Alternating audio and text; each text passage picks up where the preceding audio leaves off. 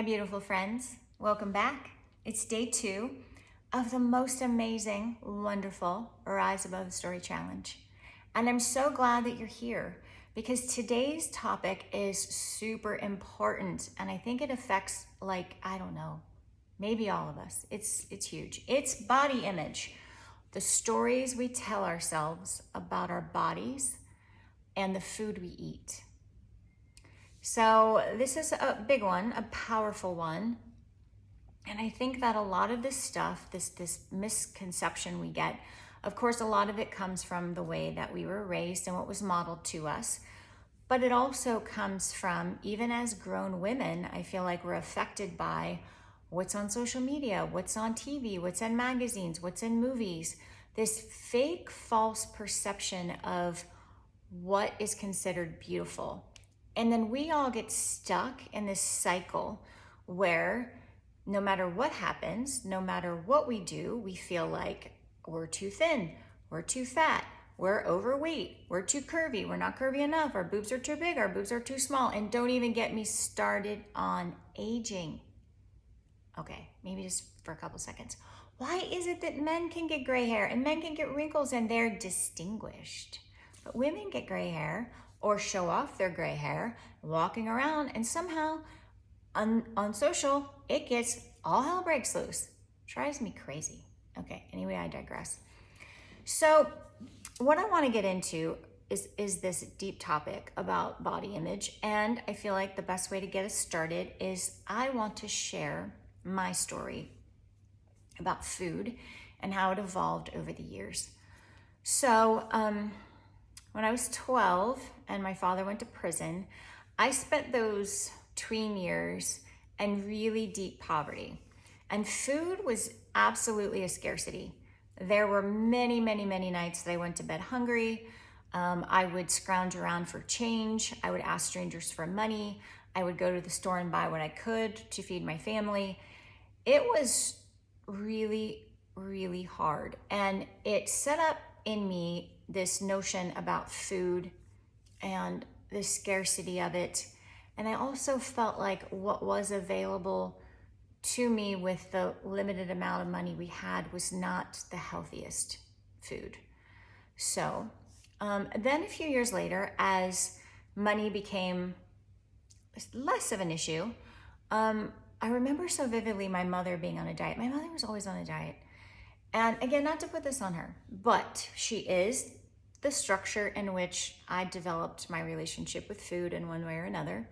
And I remember so vividly her being on the cabbage soup diet.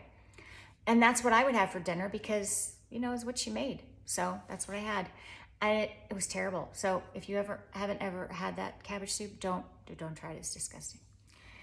And then in my college years, I really started to believe that I always had to be on a diet. And I didn't know how to do it in a healthy way. But I remember Diet Coke and Snackwell cookies. And I mean, this was the time when does anybody remember Snackwell cookies? It was like a time when sugar-free was like this big deal and it was so unhealthy. Oh my gosh. And then into my 20s, early 20s, mid 20s, I was binge eating. I was very unhappy in my job. I was very unhappy in my relationship. I was very unhappy with the responsibility I had in my life.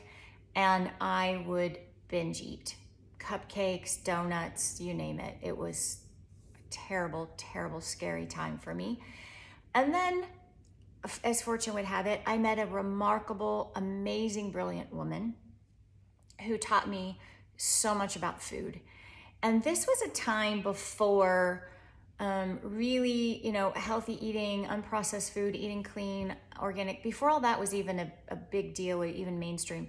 She taught me about all of that decades ago. And I was overwhelmed with gratitude because what she taught me was how to nourish my body and how to listen to my body about what it needed and how to eat intuitively.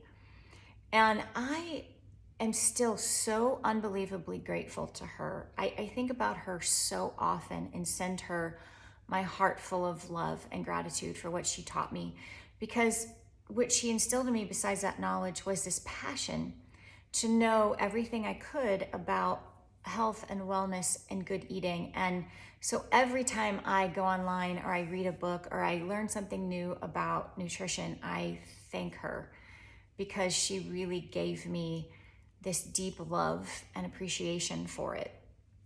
So that was such a bright spot to me. And what it also taught me about rising above stories is that if you look, there are silver linings to our stories and to our pain and to our past.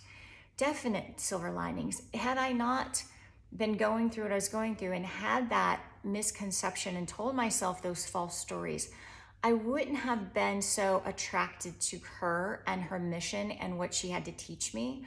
And she changed my life. So that was a true silver lining of a bad story. And I'm so grateful. So here we are. It's your turn. I'm lobbing it over to you. I want you to comment below. Please feel free to share. This is a community of risers and we all want to help each other. So drop it below and or journal about it today and talk about your relationship with food and your body and what false story are you telling yourself and how could that story be different? Again, acknowledging your story is the number one step in rising above it. So this is a really, really important topic and we have to own our power and love our bodies. So please, let's get down into it. Let's acknowledge it and rise above it. I'm sending you love. I'll see you tomorrow.